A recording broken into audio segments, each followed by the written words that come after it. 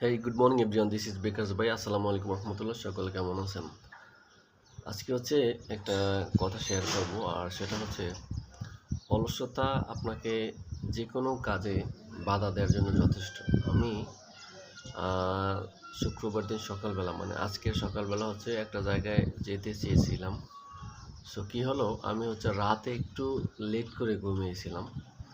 রাতে লেট করে ঘুমানোর ফলে আমি সকালবেলা উঠে দেখি যে নামাজ তো পড়তেই পারি নাই। তারপরে ঘড়ির কাঁটায় টাইম দেখতেছিলাম 10টা, আর আমার ওখানে যাওয়ার কথা ছিল 7:30 বা 8টার ভিতরে। সো দেখেন, আমি একটু লেট করার কারণে আমার একটা গুরুত্বপূর্ণ কাজে আমি যেতে পারি নাই। তো আসলে প্রত্যেকটা মানুষের উচিত যে রাতের বেলা তাড়াতাড়ি ঘুমিয়ে গিয়ে আবার সকালবেলা অতি তাড়াতাড়ি উঠে যে কোনো কাজে আর কি যাওয়া বা শুরু করা। তো এটা করলে কি হবে, আমার ভিতরে এবং আপনাদের ভিতরে এই চেঞ্জগুলো যদি নিয়ে আসতে পারি, তাহলে দেখা গেছে আমাদের প্রত্যেকটা কাজ আমাদের সহজ হয়ে যাবে।